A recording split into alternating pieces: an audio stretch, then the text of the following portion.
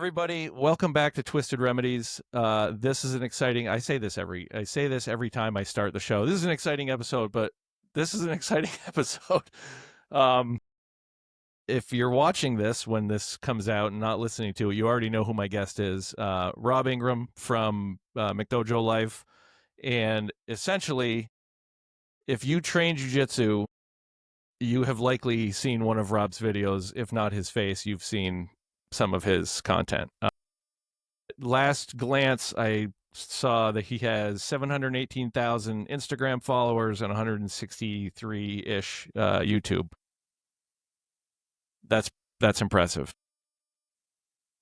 Rob is here on the show. Rob is a purple belt in Brazilian Jiu-Jitsu, third-degree black belt in karate, a black belt in Lisa Judo. Did I say that right?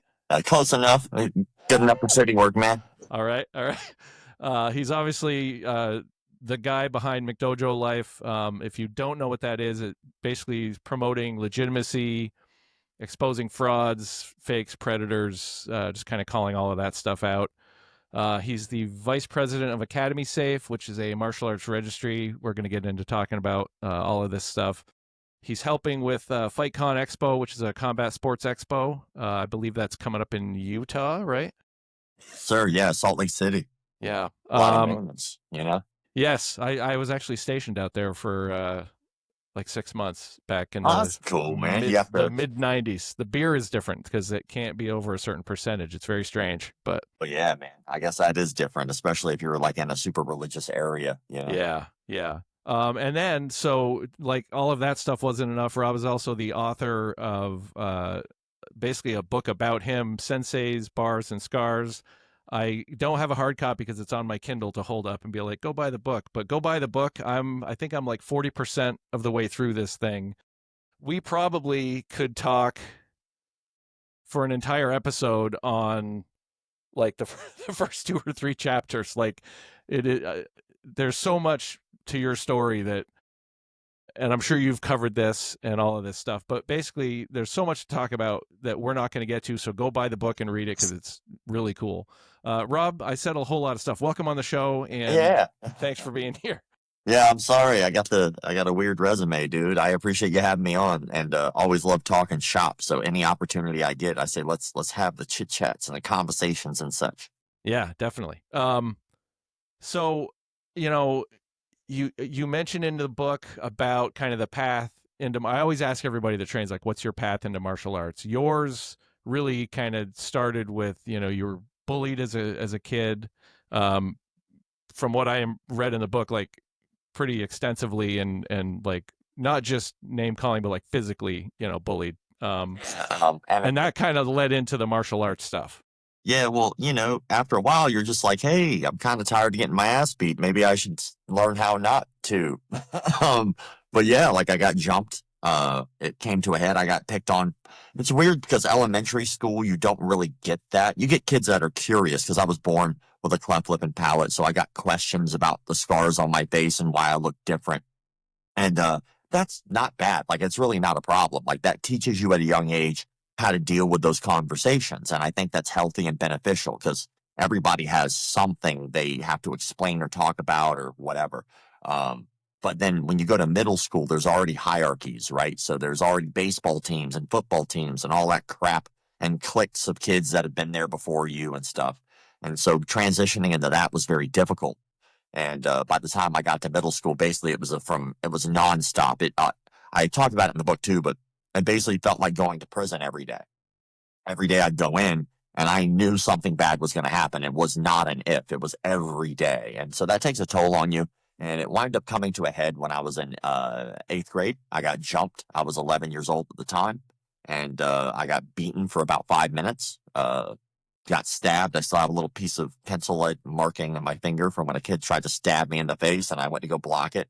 And getting stabbed sucks, kids. Yeah, not fun. But yeah, 2 teachers stood there, watched the entire thing. And then my best friend at the time, the only friend I had, he wound up being late to that class. Thanks for being late. dick. You could have been on time. Maybe you could have jumped in and helped. I don't know. But he was late. So he winds up picking me up and he walks me to the nurse's office, hands me a card. He says, you need this. It's the only thing we actually said to each other. And then it was a free trial martial arts card. I handed it to my mom when I got home and I was like, I really want to do this. And that was my birthday present the next month or so later, was a paid in full contract for karate. And I never stopped since. You know, I think it's worth mentioning that, and you outline again. I'm gonna go back and tell people to get the book and read it several times throughout this interview, I'm sure. But yeah, man.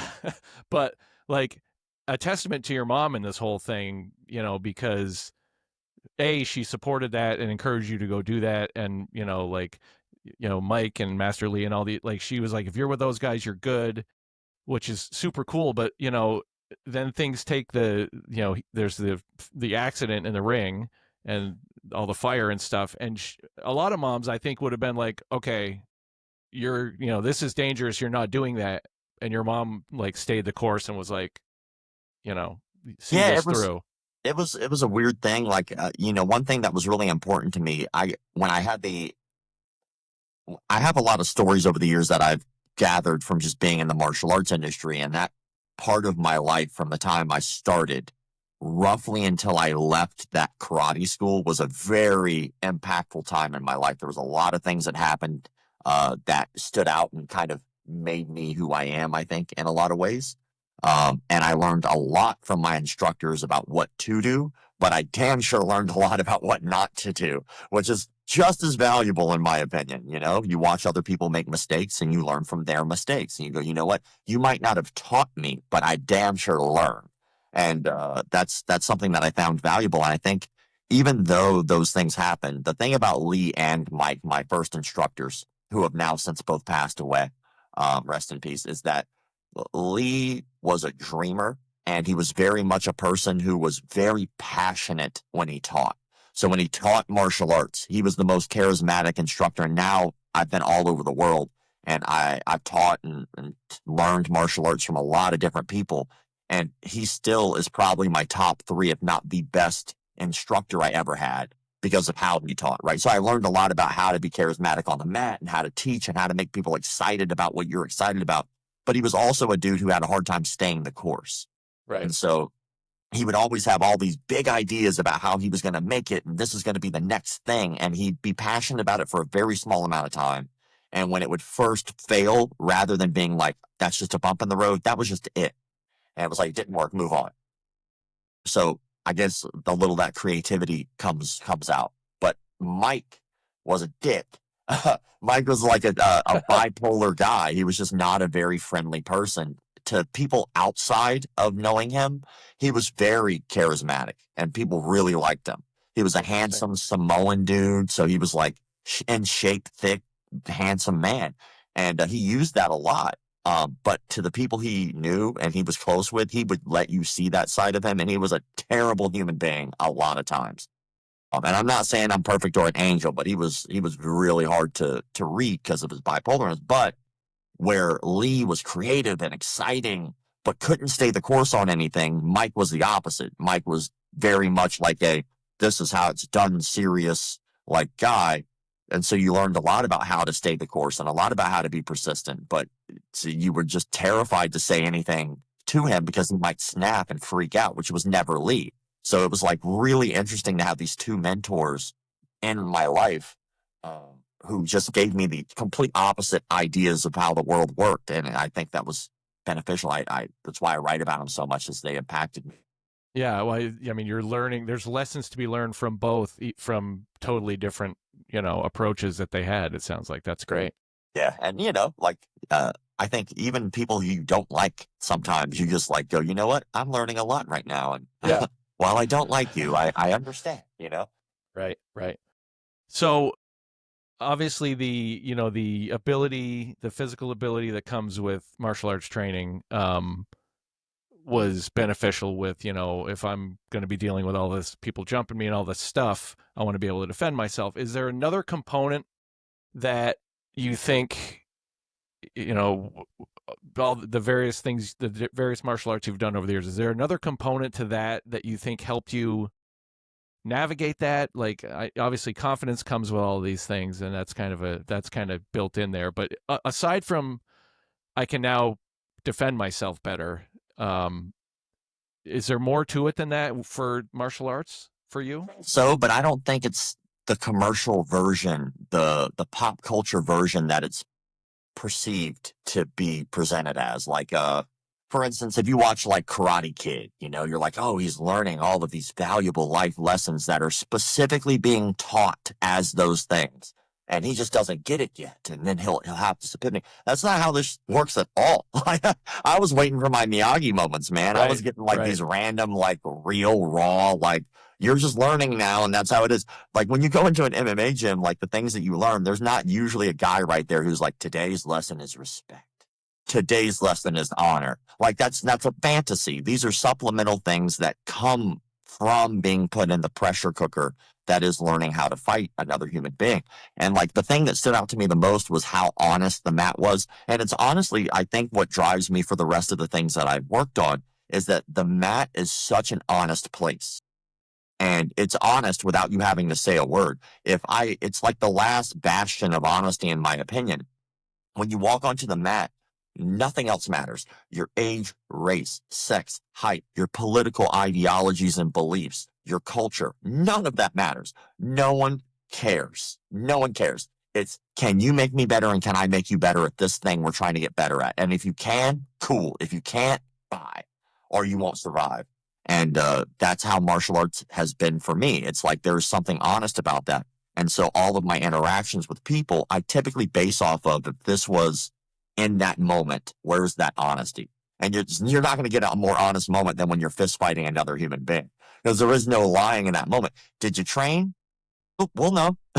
Are you better than me at this? Well, we're about to find out. Am I better than you? Are you a good instructor? Are you a douchebag? Are you somebody who cares about another human being? Are you a liar? Like, because even that comes out. Like people who are very sneaky on the mat, typically sneaky people in general, people who are direct in their technique, they're typically direct human beings. Like who they are is who they are in this raw form. And so I always felt that that was a valuable thing to want to protect because I thought it helped so many people realize who they are in real honesty. And you find out a lot about who you are when you got like a 350-pound guy who eats steroids all day. And then he's like neon belling your sternum all the way to your spine. And you have to make a decision. Like I could quit right now. It'd be so easy to just go, I'm done. A little tap and that's it. And you're free. And it's the easiest. Quitting is the easiest, most readily available option in martial arts all the time. But what makes you separate from the rest of the crowd is the fact that you don't. And you're continuously put in these positions where the easiest thing is to just go, I quit. And you don't. And you just keep saying, I don't quit. And if you do that, everything else opens up so much easier. Life is easier. Things are better to deal with, you know, and I think that's really where I was learning. I was learning through these pressure cooker moments and they do help you in other aspects, you know? Yeah, it's funny. One of the black belts I train with I've heard him say several times, like who somebody really is comes out on the mat. Like if if you haven't got your ego in check, that comes out on the mat. If are too meek, that will come out on them. Like it's all built in there. And I think you said pressure cooker. It really is. It's like you either hang in there or you don't, and that all of that just builds the hanging in there part definitely builds resilience in so many other facets of life. And for me, that was one of the, like, I started all of this late in life. My kind of backstory is I was 20 plus years into law enforcement, hadn't done anything for my mental health really, and it caught up with me. And so then I started training, and it was like, saved my life. Between jujitsu and the right therapist, like, saved me. So it was like, that's kind of what this is. It's like, why did that happen? Like, what is it about like jujitsu? Because I did like taekwondo for like 20 minutes in California when I was like 10 years old, but like it didn't stick. I didn't, for whatever reason, it didn't grab me like jujitsu did, 4-ish years ago. So that's kind of this quest is like, what is it about martial arts that just does that?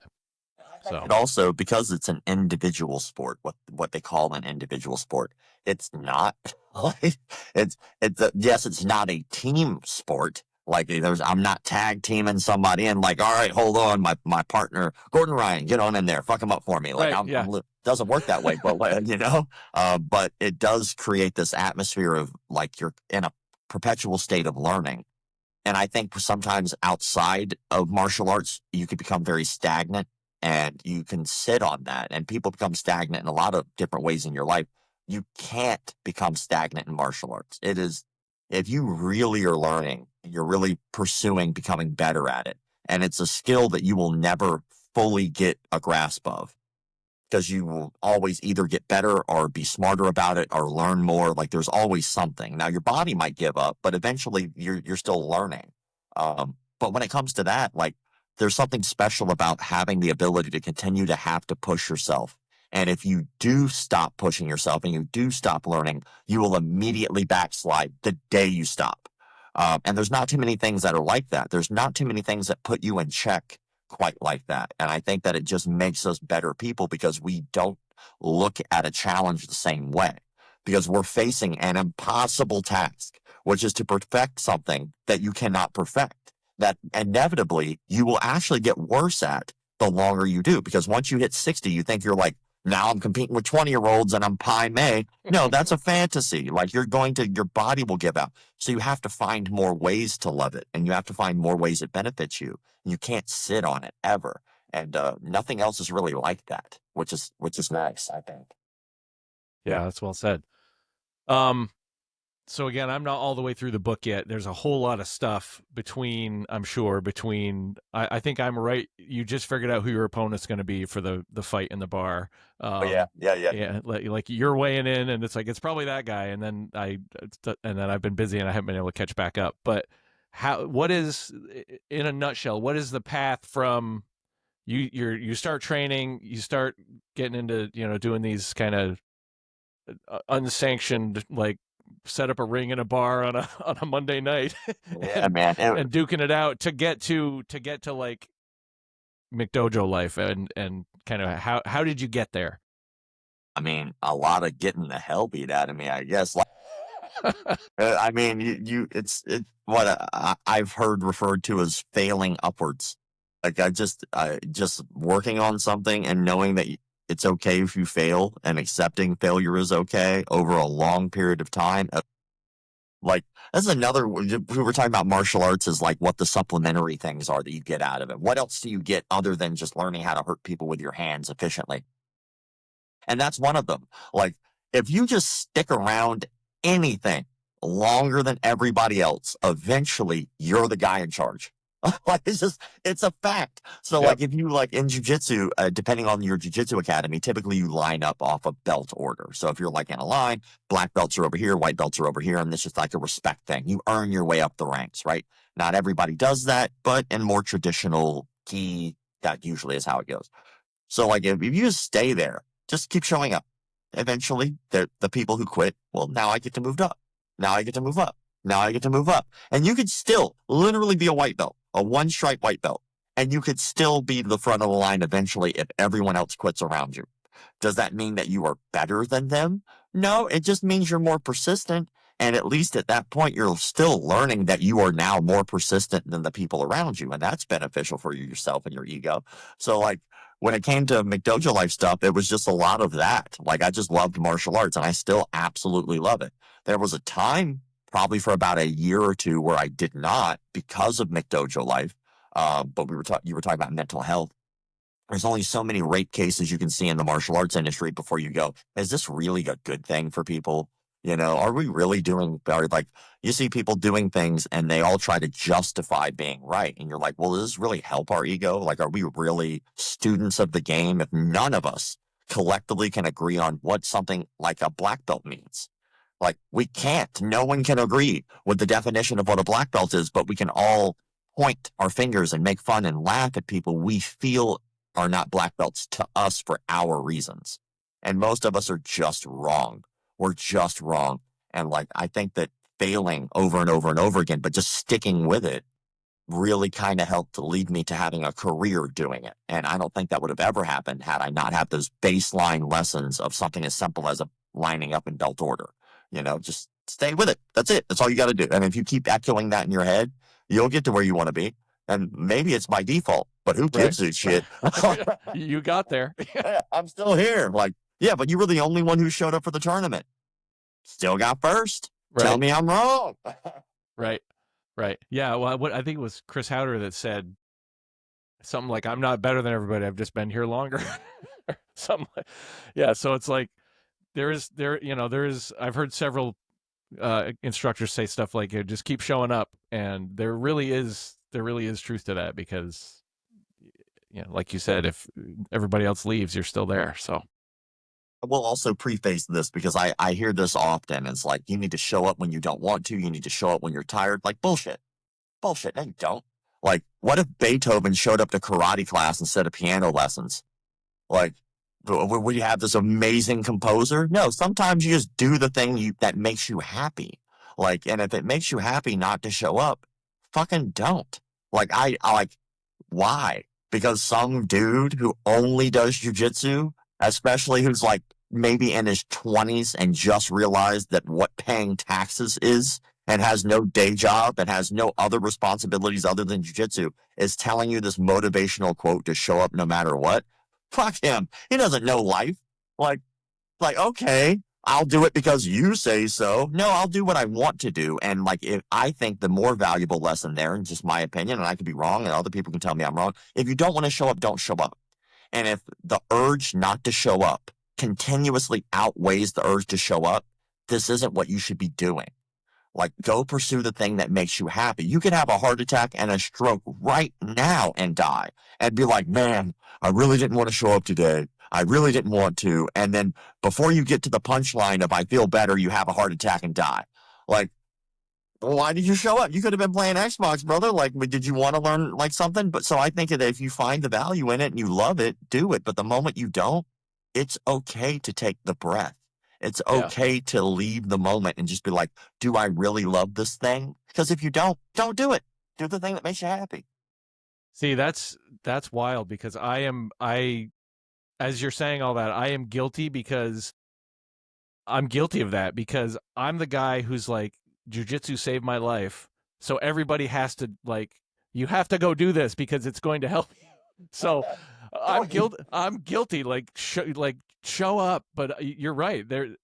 If it's not for you, it's not for you. That's definitely a thing. Yeah, it is. It's but okay. I do catch myself being like, no, why aren't these people at class? Like, damn it, and getting angry that they're not here. But that's a good perspective that I'm going to try to store that somewhere in my head. I mean, I think it's good for us to want to encourage, but there's a difference between being encouraging and being condescending. And when we encourage people, we're wanting them to benefit them. We know, we see the value, right? But if they don't see the value, how beneficial is it? If you just keep showing up, which is fine. Like, if you want that and it brings you joy, like more than it doesn't, then yeah, like those days you should fight through that. But if it's more you don't want to show up than you do, then go do the thing that makes you happy. Like, who decided in this grand universal scheme that the only way to be successful is to constantly do shit we hate? Like, who was that guy? Who's that asshole? Like, you should do this, I tell you, because I see it all the time, and it's really something that's, I see the value in the statement, but I also see the harm. And you see these parents on the sideline, and the sideline parents are in every gym, and they look at the kid and they go, do this, do that. And you go, well, what about you? What are you doing here, brother? Like, you aren't training, and yet you're trying to sideline coach your kid who's 3, who just got done crapping his pants like 3 months ago, and that was a victory. He's not picking his nose. He's not picking anyone else's nose. And he's sitting there doing the best he can for the 5 minutes of attention span he has before he freaks out and wants sugar. And then you decide that you're going to scream at him about the technicalities of an omoplata. Like, why are you doing, like, is this because you feel you have failed someone? Like, when I look at these sideline parents, like, do you feel you failed?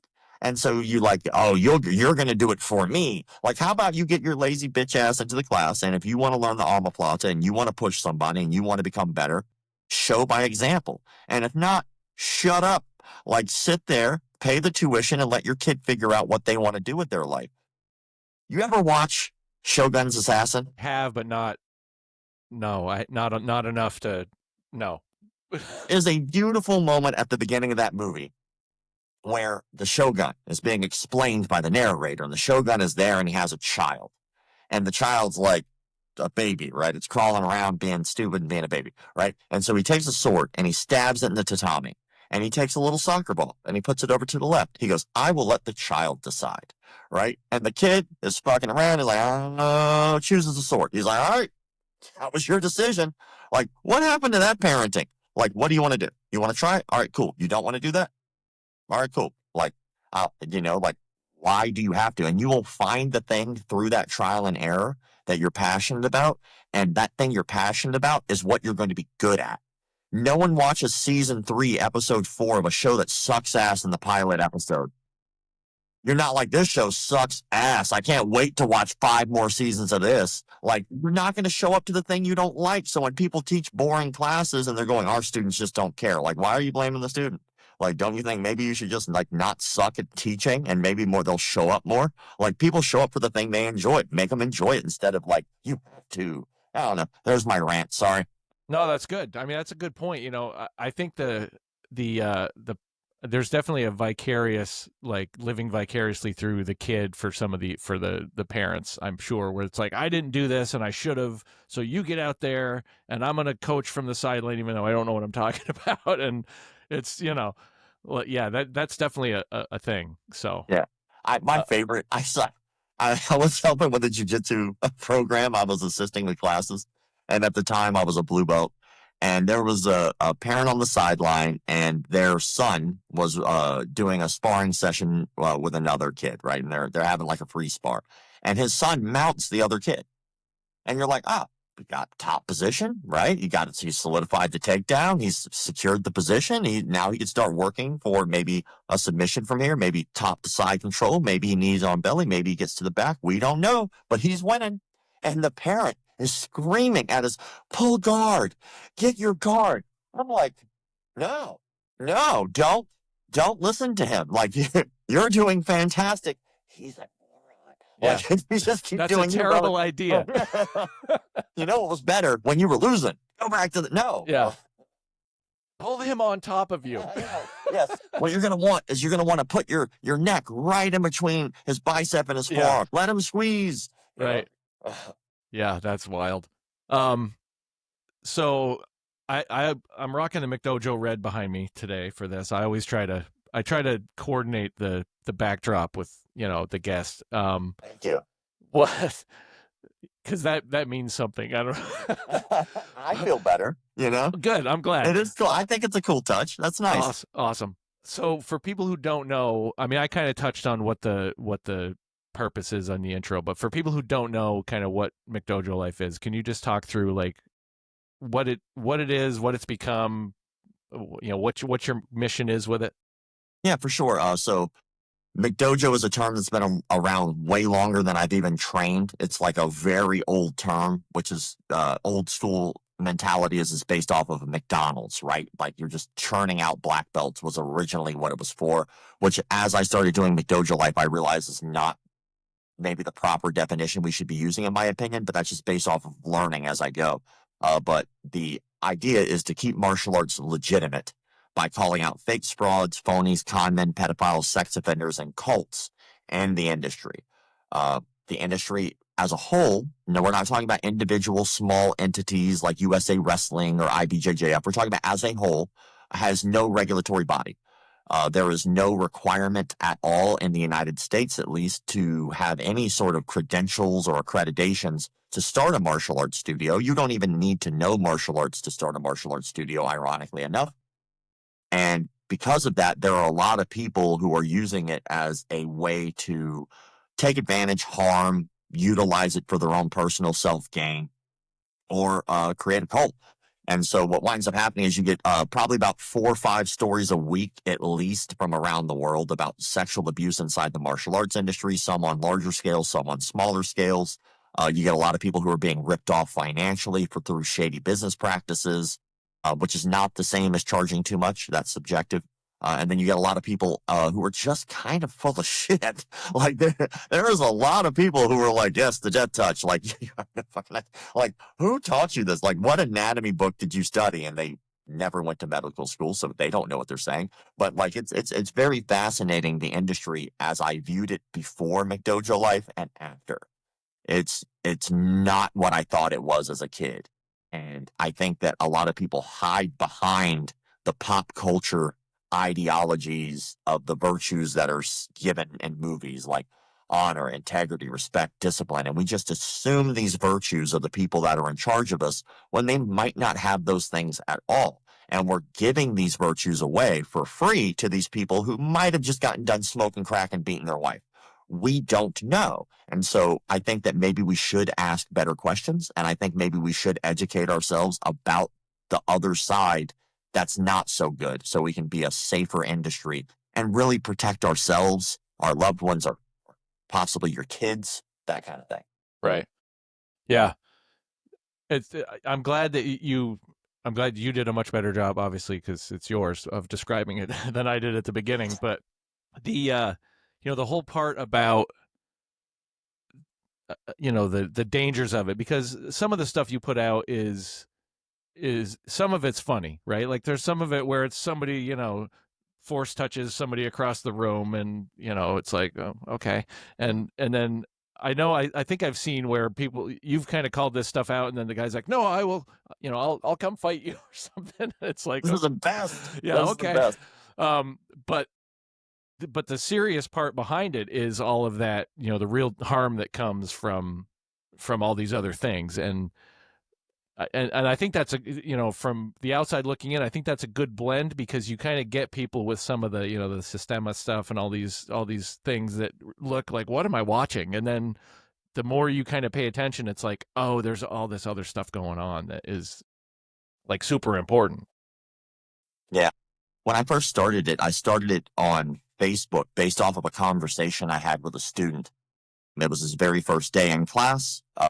First official day as a student, and it was a noon class. Boss calls me. He's like, hey man, will you do me a favor and teach this class?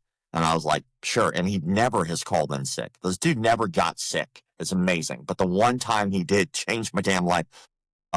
He everybody's there for the noon class, teach some stuff, we do some sparring, whatever, and then everybody leaves except for the guys who like just don't have to work, right? Because it's noon on like a Tuesday.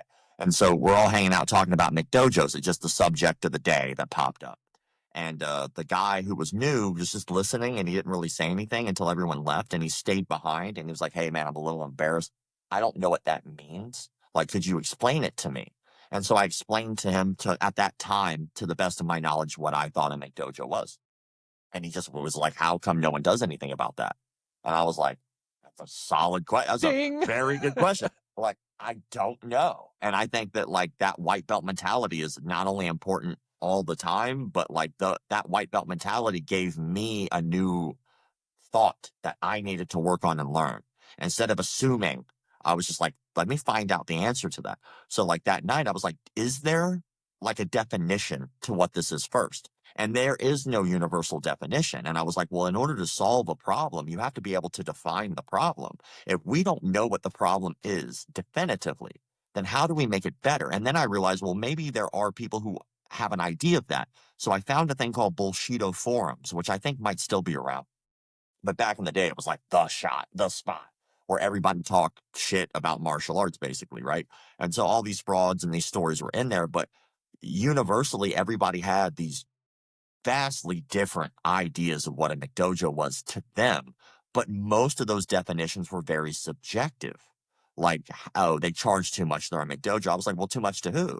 Like, you think Lamborghini charges too much, or do they charge their value, which is why they're still around and you just are broke and can't afford it? Like, so you're mad and bitter that you can't afford this thing. And I was like, well, the martial arts industry seems to have this like hang up about making money. Like, a lot of guys are like, it's not about the money. Like, nobody who does any job ever goes, it's just about the money. Like, that doesn't work. Like, or you do something else. Like, if that was the case, you would just never, no one would ever get paid. Like, we would just be like, you know what?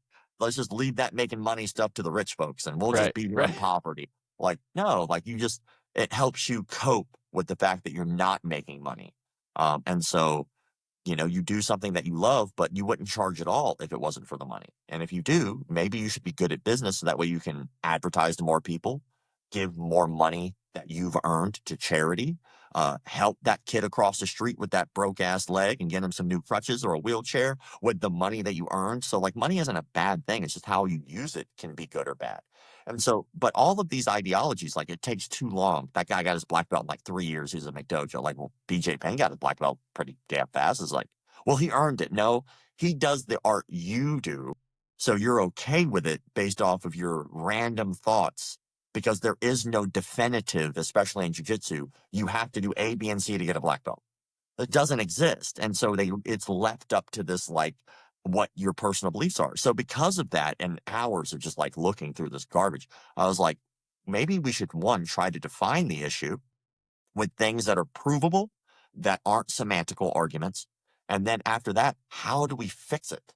Like, if we really give a shit and we really care about this industry, shouldn't we be trying to make it better in some way instead of just saying it's always been this way? Like, that's stupid. That's a dumb thing to say to anybody. Well, clean your room. Why? Because I said so. Oh, okay. Thanks, genius. Like, there's a million and one things you could actually say that hold value of why you need to keep a clean room, but your because I said so argument means you're an idiot. Like, how about we actually talk about why this is beneficial, what we need to do?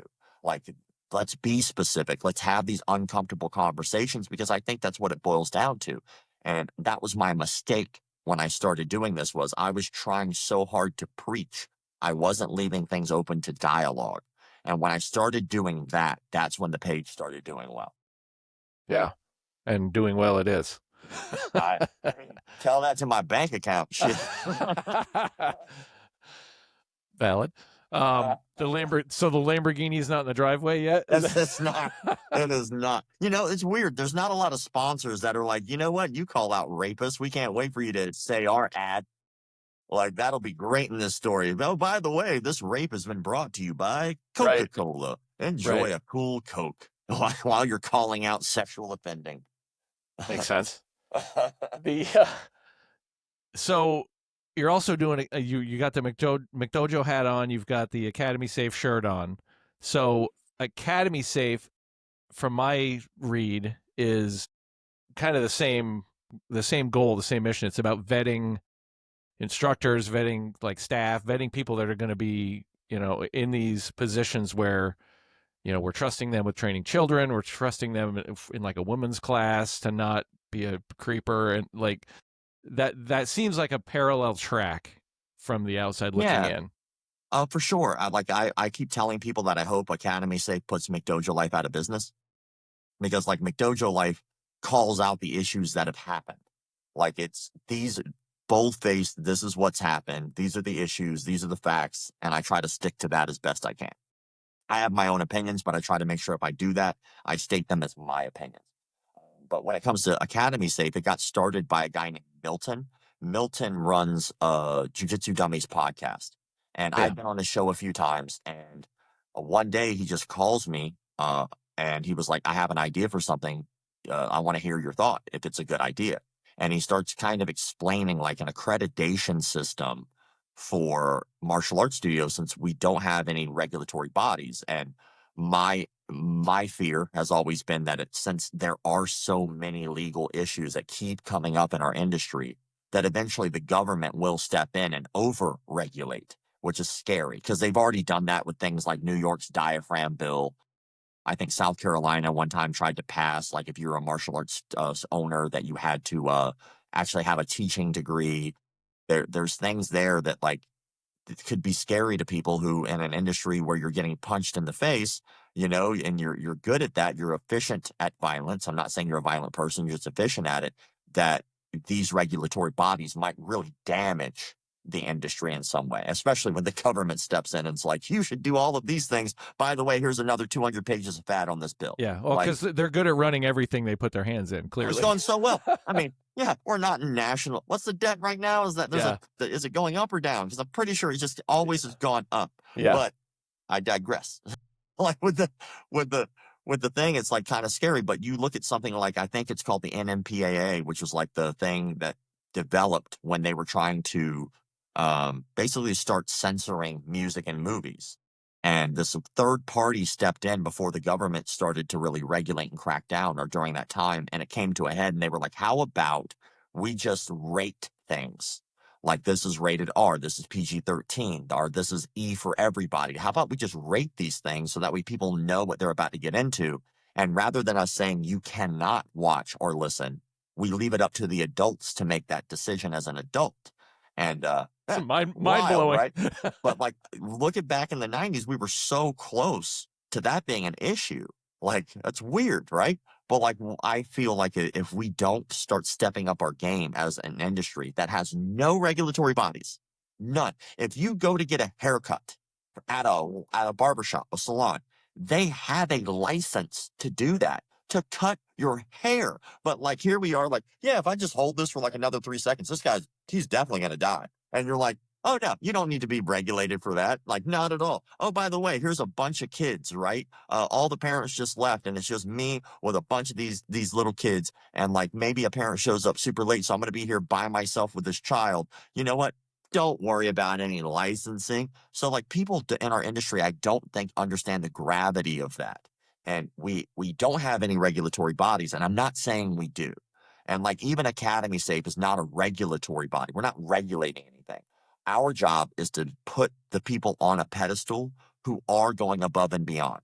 So since you don't need to do anything to start a martial arts academy, we're saying if you do these things, background check, CPR, first aid certification, safe sport, concussion training, cameras, verified lineage, etc. If you do these things, we'll tell the public you did these things. And maybe if we can get the paradigm shift, then maybe we can make the world a little bit better than when we found it, which is the consumer average, what we would call leads in the martial arts industry, comes into your studio for the first time. The only question they really know to ask, if they're not educated, is how much does it cost? It's the number one question. That is not as important as, are you background checked? Like, oh, it's only $1 a month. That's awesome. By the way, this guy rapes kids. What? Yeah. Like, how is that more important? Like, what we should be asking first from a consumer base, the consumer should be demanding we do these things.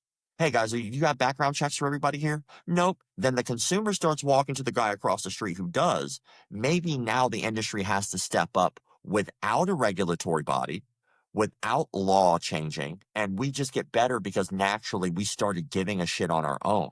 But if we don't, where does that leave the industry in 10 more years when these diaphragm bills and stuff like that, a diaphragm law, starts to come out and affects us in such a deep, deep way? Like, it can destroy this industry. Yeah. Yeah. So it's about educate. I mean, it sounds like it's about two things: educating the, well, I don't know if it's so much about educating, but it's about like giving the parents who are showing up some awareness of who they're dealing with, and giving a gym owner the ability to say, look, I've done all these things, and I'm like, your kid is safe here, or you're safe in my gym. And just and I but getting that, so what's the trick then to get that to become mainstream? And I think that it's just top down. Yep. If you look at the big dogs, right, the big franchises, the big organizations and associations, they are those things because they do care. Like, they didn't get that big by just half-assing it, right? And so when you start having those conversations with those leaders go, I want to be ahead of this. This is smart. This is what we should be doing. Or some of those gyms go, we already do one of those things. The top gyms, they're already doing background checks, but it's not a universal standard. So there are still plenty of organizations that don't. And I have, case study after case study after case study through McDojo Life, where I'm like, this is a rape. This is a rape. This is another one: child abuse, sexual abuse. And it just keeps pumping. And I think that just by hammering that home over and over and over again and showing people this is not slowing down, we have to do something. That I think that other organizations and leaders see that, and they go, well, we can't have that here. Like, Right. how do we stop that? And then they start treating it like they should, with real care. And a background check is like $35. So when I hear this crap from people who are like, oh, you're just trying to make us spend money, I don't give a shit if you do that through me. I don't care if you do it through Academy Safe. If we just start the conversation and more gyms do it, period, good. Right. Yeah. Like all we're doing is we're putting you on this registry and we're making sure that parents and the public know. And then what we've also done is because of Black Belt Digital Marketing, we've teamed up and now we have that registry. So that way, when people are on Academy Safe, business owners now actually get shot to higher standings in Google. So like it really helps them as well. So if they're like, oh, it costs us 35 bucks. Yeah, but what if we just got you like 4 more leads that signed up? Like now it paid for itself and you don't have to worry about that. So like we really think that this will help the industry grow as a whole because now it's not going to be viewed as this like, okay, well, last week there was a story in our town where there was a rape. So I'm not putting little Johnny in there. Like we could stop that. And while we cannot predict future behavior, and we can't stop all of this from happening. It's impossible to do. We can at least go, that guy already did it. Maybe he just shouldn't be here in the first place. And then we can stop repeat offenders. And we can go, you know what? Maybe that honor, integrity, respect thing that we used to talk about so much can still be here. And I think it's just as simple as start with a background check. That just shows you care. Right. Yeah. Well, and like you said, don't assume that the virtues are there just because somebody's got, kanji on the wall or because they've got, whatever the case, like that looks great, but it may not be everything it seems. And when you walk through the door, for sure. Yeah. I mean, if we're going for a service, right? I don't expect my plumber to be like, oh, he has honor and integrity. Like, you don't expect that, right? You wouldn't expect that.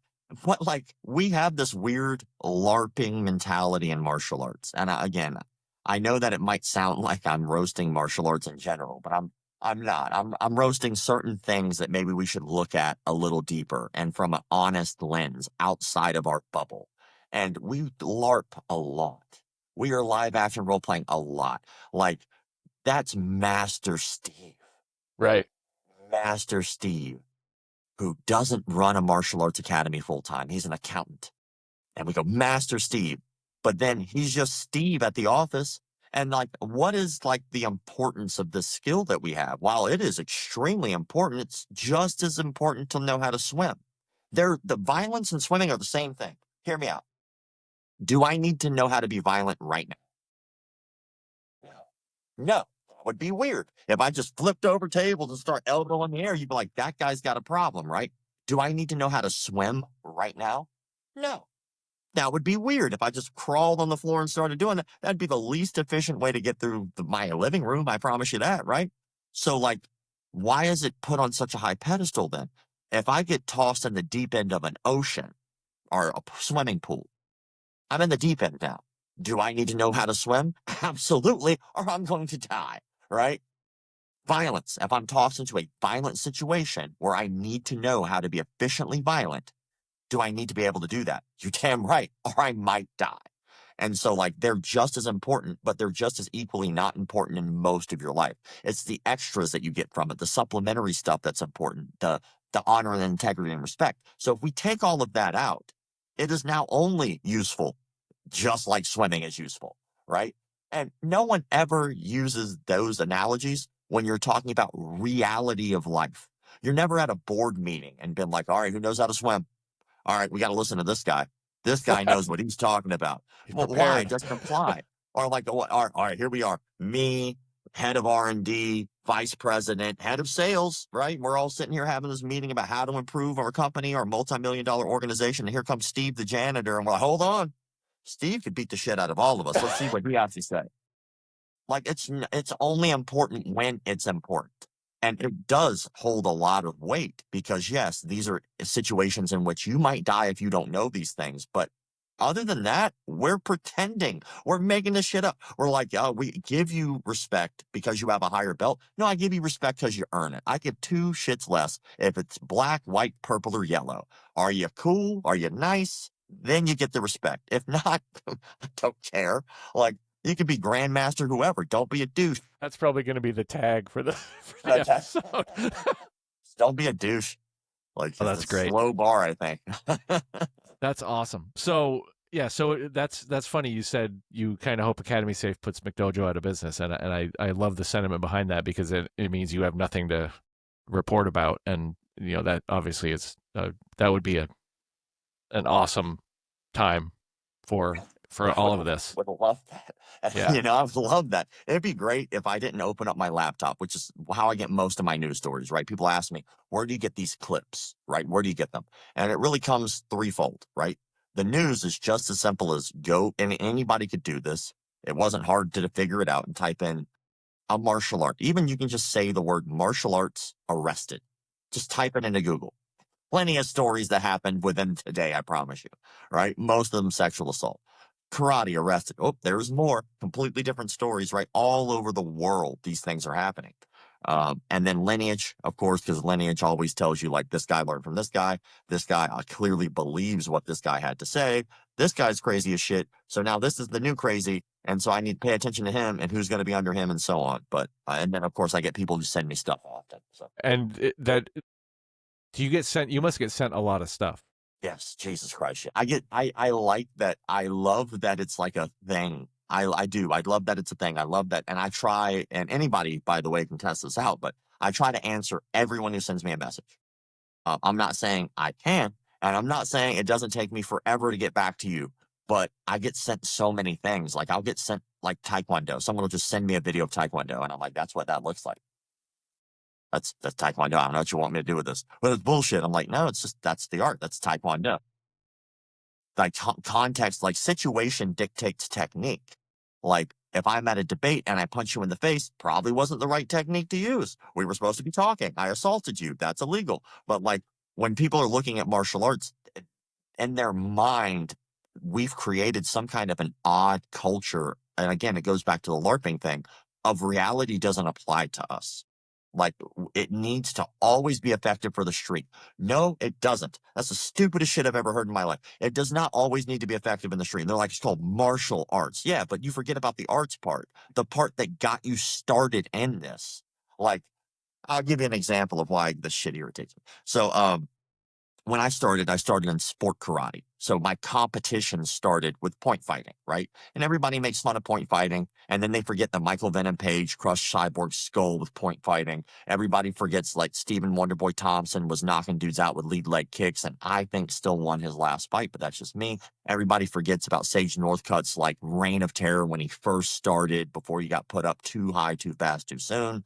Raymond Daniels and how he was wrecking house. People forget, or Conor McGregor using the wide stance point fighting method when he knocked out Jose Aldo by keeping distance and space. Like people forget that there's a lot of value there, right? And so they'll trigger word make fun of karate, which by the way, GSP is a Kyokushin karate black belt and Bas Rutten's a Kyokushin black belt. And look up Google how many Taekwondo black belts were UFC champions. So like people love to knee jerk reaction, pigeonhole and gatekeep. Anyway, people in sport karate used to make fun of people who did kata. Kata was the biggest joke, right? And they are looking at them based off of what they want out of this, not what that other person is looking to get out of this. So it's easy to say that person can't fight. Maybe they can't. I could care less. If a used car salesman walks up to me and he gets me a good discount on my car, I'm not like, that guy can't fight. I don't care. That's not what he's trying to do. He's trying to sell cars and he's good at it. Sold me, here, we're good. Or like a helicopter pilot, he can't fight. Well, I don't care. As long as I'm in it and it still lands and takes off safely, who cares? But in martial arts, like we'll look at these people and we'll down them. And like that's not, I think, healthy, right? Because they're not doing it because of why you do it. So they're not as worthy as you. Like, and you're not the best on the planet because that doesn't exist in this game. Like, there's always somebody who will be better than you, and eventually you will age out of being efficient at fighting. You're not going to be 90 years old and being like crushing people with rear naked chokes. You're going to be on dialysis, right? Taking kidney medication. So, like, at karate tournaments, they would make fun of these kata people. And I look at kata as punching and kicking a technique in the air. Well, isn't shadow boxing punching and kicking technique in the air? But shadow boxing is okay because you're punching and kicking the way you punch and kick, not how they punch and kick, right? But then the irony hits. Those fighters wash out quicker than the kata people. You're getting the shit beat out of you. You're not doing it for entertainment. You're doing it for effectiveness. You're taking the blows to the head. You're getting the knee injuries. You're getting hurt, right? And then eventually maybe 35 around there, everything just starts to go downhill and most likely your fighting career is over, usually about 35 to 40.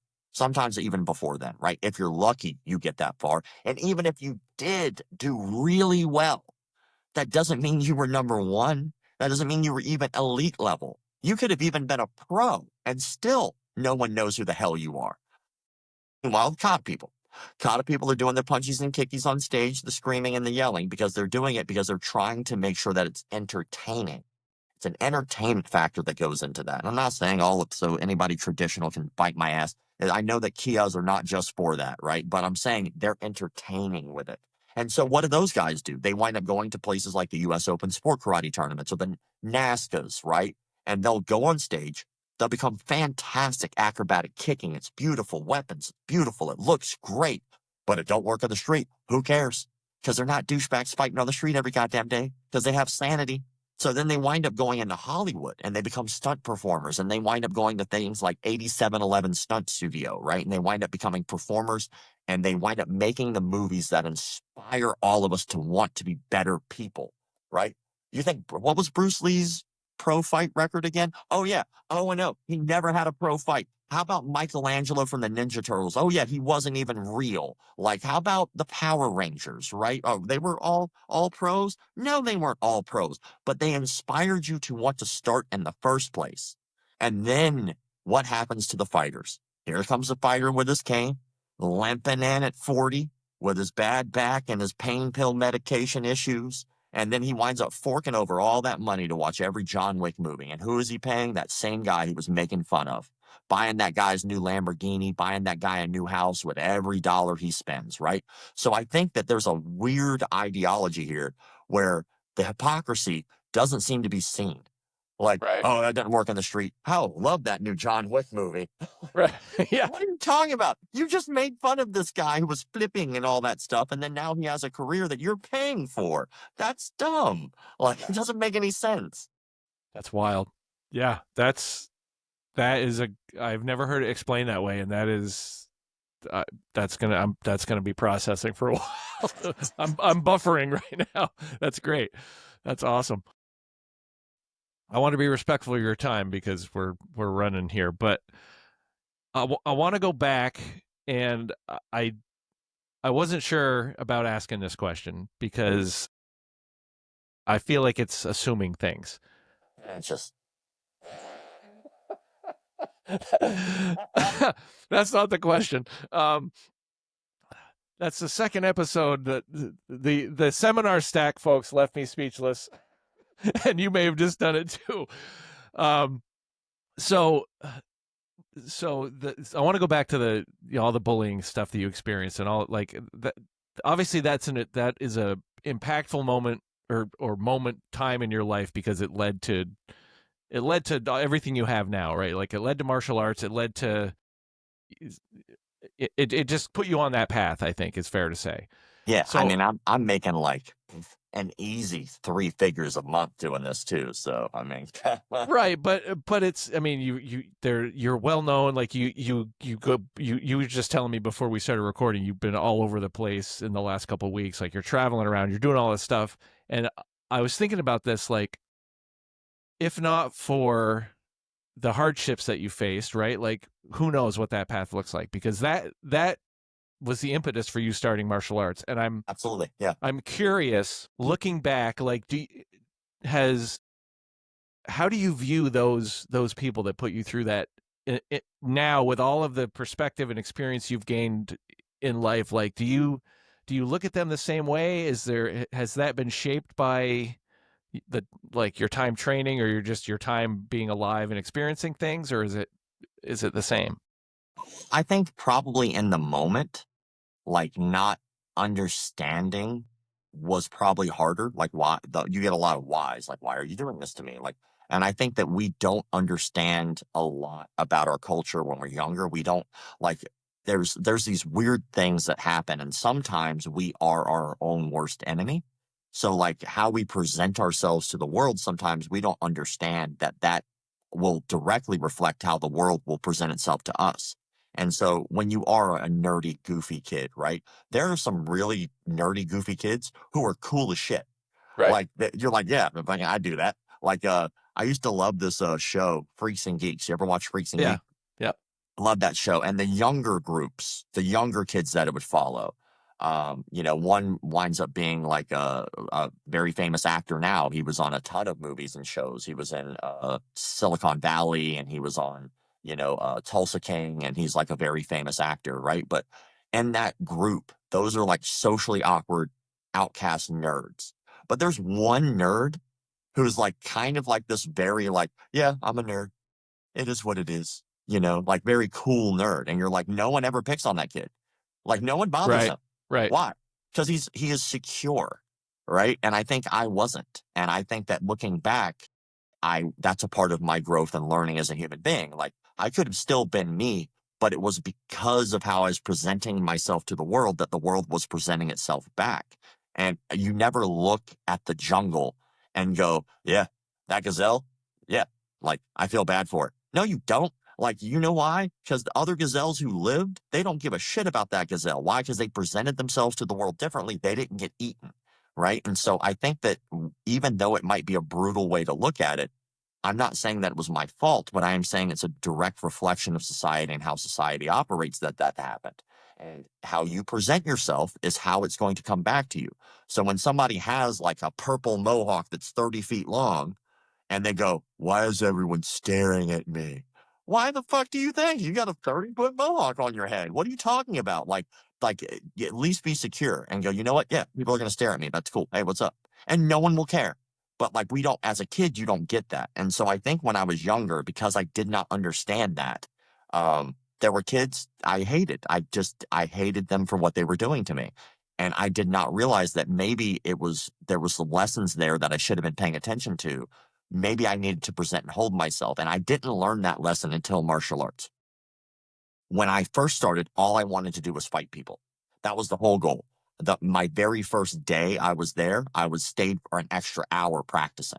Like I did not stop. I showed up an hour before after that, and I stayed an hour after, and I'd spar every chance I got. And my only goal was vengeance. I was like, I can't fight my way out of paper bag before this. I was like, I'm gonna get pretty goddamn good at this if I really work at it. And I'm getting you back. Like now I got an even playing field. I didn't realize that I already had the even playing field. It had nothing to do with that. It had to do with the confidence that I did not give myself. I wasn't allowing myself that room. And so looking back, I never got into another fist fight after that in school. I wasn't telling people. I wasn't going around like I train now. Like I wasn't saying anything. But like something shifted. And I think it was how I was presenting myself to the world started presenting itself back in an equal way. And so looking back, like at the time, yeah, I hope they died. They suck ass. Why are you douchebags? Were they still douchebags? Yeah, but they were still kids. That was how they were presenting themselves to the world. And eventually knowing now how that works, the world presented itself back in its own ways to them, ways that I would never know. I don't know what's going on in their lives and what's happening to them. I have no clue if their dad beats the shit out of them every day, puts out cigarettes on their face, or, injures them in some horrific way that's even worse. I don't know that. Now, statistically, at least one of those kids is being abused at home. We have websites like rain.org, RAINN.org, that talks very specifically about how often sexual assaults happen and abuse happens in the home. So when you look at something like that as a kid, you don't get it. But now all I wish is the best for them. I hope whatever was causing that pain that they needed to get out got better. I just hope it did. And it did present a great opportunity for me. It did take me down a great path. And then the world presented itself differently for me. For them, I just hope that it got better. And if it didn't, I hope that eventually they realize what's causing it and how they can become better people. That's it. Like I don't know what's happening with them, but I hope it's nothing but the best. That that is the that is the answer I expected, and I was like, I think this is what he's going to say, and I nailed it. I'm going to What brag if a I little. was just like, God, those kids suck. I hope they got hit by a bus. Yeah, well, I would have been wrong, but that. I also, I mean, that would have been a valid answer too. Like, I'm sure there's somebody out there who had an experience where they feel that way, and I certainly am not anybody to tell somebody else how they should feel about that. It But was a great article I saw. It was very eye-opening. And it was this dude confronted his high school bully at 75 years old. And like he finally met him and confronted him. and the bully beat the shit out of him again. Wow. It's like, and it was like, maybe you should just let this shit go, man. Like, Have you heard GSP's story about running into his bully? yeah. There's a video out there somewhere. He like ran into him somewhere, and of course he's GSP at this point. So like, what are you gonna? He runs into the guy who is like completely. I think it's like the guy was completely down on his luck, and GSP was like compassionate toward him, and it's a great. I don't remember all the details, but it was I remember watching it going, this is GSP. Like this is of course how he handled this, but it was a great story about like, I think the guy like thought he was gonna, wheel kick him in there or something, but he handled it. He was very compassionate with him, but And just beats his ass. Story. I am not impressed with your performance. I will hit him. I will kick him. Sorry, GSP, if you're listening. I'm sure he's not. So the last question I always ask everybody is, and I'll set this up. The show is called Twisted Remedies because it's like the jujitsu, like I explained, jujitsu kind of like helped get me out of a dark place. And it's really like the show is about like finding what other people do to help themselves stay grounded, stay well, stay on track, all of that stuff. So I ask everybody that comes on, like jujitsu is my twisted remedy. I do cold plunges. I get in my sauna. Lately, I'm acting in my son's film, which is a new kind of weird thing I'm trying out. And I got to wear a mask. I was a killer, so nobody could see. I have a face for radio, so it's good that I had a mask on. Same. But that's what we do. Yeah, you're all over the screen, so it's good. So I ask everybody, like, what are your twisted remedies? What are the things that you rely on to keep you kind of headed in the right direction and grounded? I don't know. It depends on what the situation is, I guess. Like, I think every day presents itself with like a new fun obstacle. But like for me, I guess like the things that I lean into are like just quality time with people. Like I don't know if you ever thought about this or not, but like, what's the worst thing you could do to somebody, a prisoner in prison? Like you own a jail. What's the worst thing you could do to a prisoner? Isolate them. Isolate them. It's the worst thing you could do, right? And it's terrifying. And even the most hardened criminals like are terrified to be isolated like that. And I think there's something to that. So like I like interacting with people, and I find like with this job, a lot of times I am stuck in this room. So like sometimes I'm in my office like 15 hours a day. And then I'll just be working and I'm in my own head and I'm looking at very negative things all the time. And so being out of this room at least once a day is very important to me. What the kids now say to go touch grass, like just get outside and move. And I've really enjoyed running lately. Like I really have liked it because it lets me get away. I'm unplugged. I can't mess around on my phone, right? I got my headphones in. I listen to music. And I'm really big about finding new music that I've never heard before. It's like a joy for me. So like the iTunes has like a discovery station that will only play you music you've never heard or you don't download. So I'm like, oh, like that's a new thing. So like I love putting that on. I'll run 2 miles and like I have my own goals. So like my goal has been not to be a fat bitch and like try to like get down there and back like faster. So like I have the same 2 miles I run and it's basically like I'm trying to beat that time. And so it's the effort that I have to put out. Can I go faster? Can I get there quicker? Like, can I do the 2 miles without stopping? Or like, if I do that, like, it's a fun, like, thing for me. And so, like, that's like a little happy place for me. But other than that, it's, I got to get outside at least once a day and I need to go spend time with people. Like, I got to spend time with people, like, in some way, shape, or form.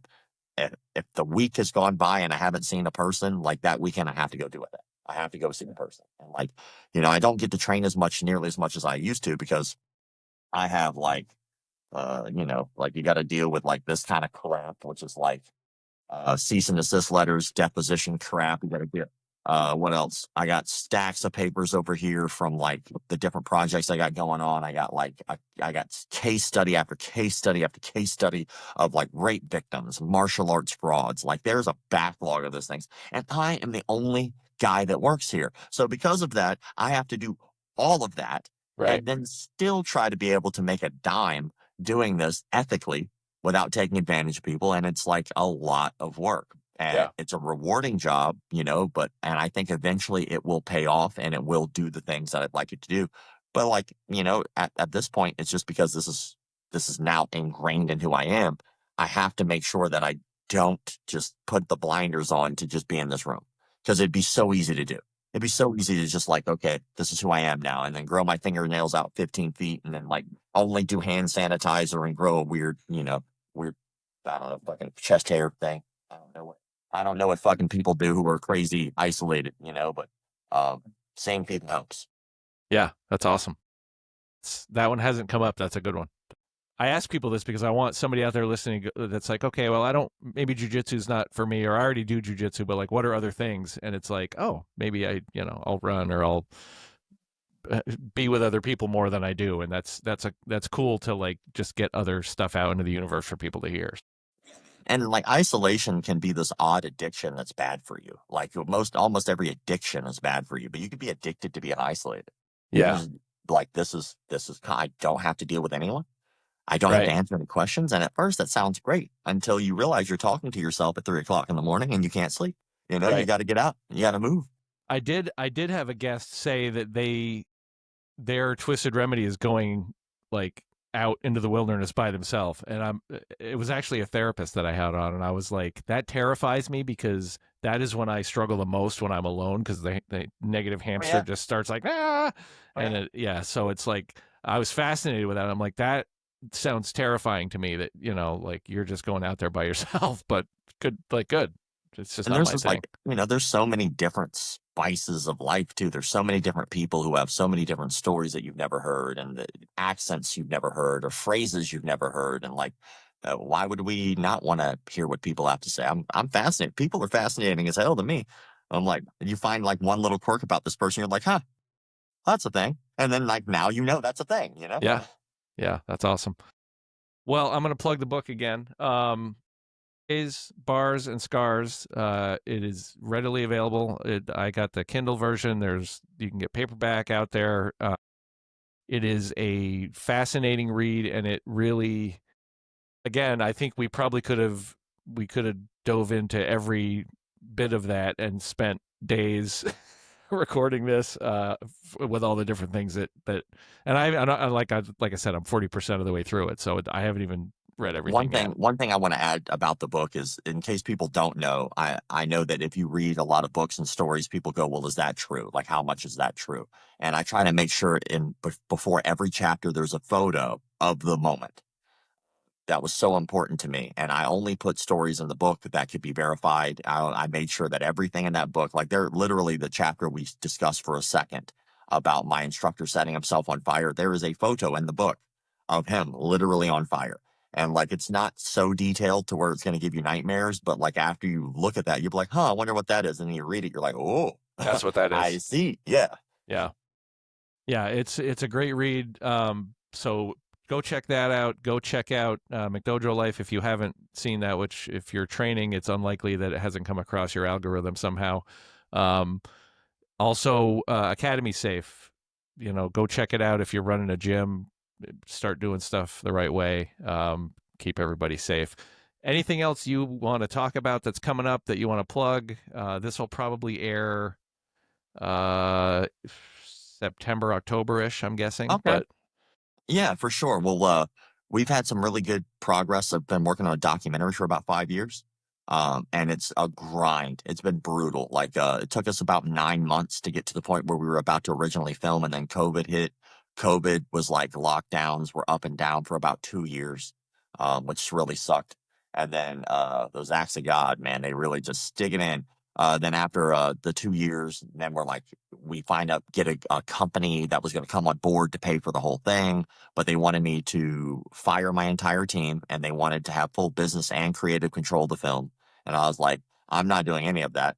So to make sure that no one could do that to my team, I made sure to give them part ownership of the intellectual property. So now, no matter what paperwork, whatever happens, they own a piece of this. They will never be fired. Like, I will never let my people have like that happen to them. But that negotiation took a year for us to finally get to a no. Because when somebody's like, "Yeah, we'll give you 780 something thousand dollars," you're like, "Well, maybe we should talk.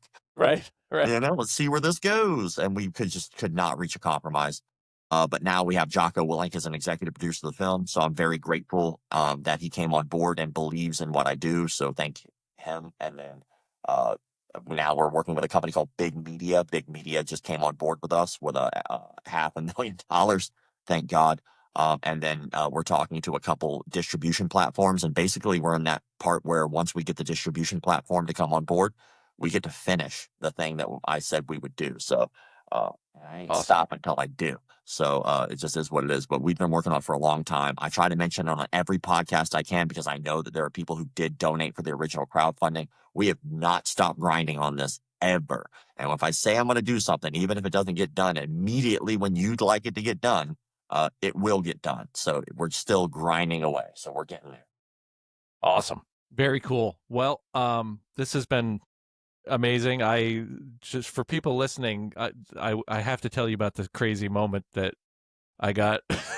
I I was Please do. working and I got a message on Instagram from Rob, who I knew who it was, and I was like, I think my response was, oh, "Holy shit!" Like I'm amazed you even know who, you've even heard of the show or something. So you were set up to you're teaching at the Seminar Stack event that's happening in August. Yep, and then I guess you had seen some clips, and then you reached out, and it's like I got to them because of Rob Mago in Connecticut. So it's like this whole just things lining up, and as soon as you and I had messaged, I sent my professor a text. I was like, I think Rob's coming on the show. Like that's just super cool, and I appreciate you coming on and reaching out. This has been great, and I think the awareness that you're getting out into the world and working on fixing is super honorable and cool. So I appreciate it, man. I love talking shop. I saw Seminar Stack was going to be on. I saw the clips and I got to watch that and I thought that was great. And I love any opportunity to be able to connect with people.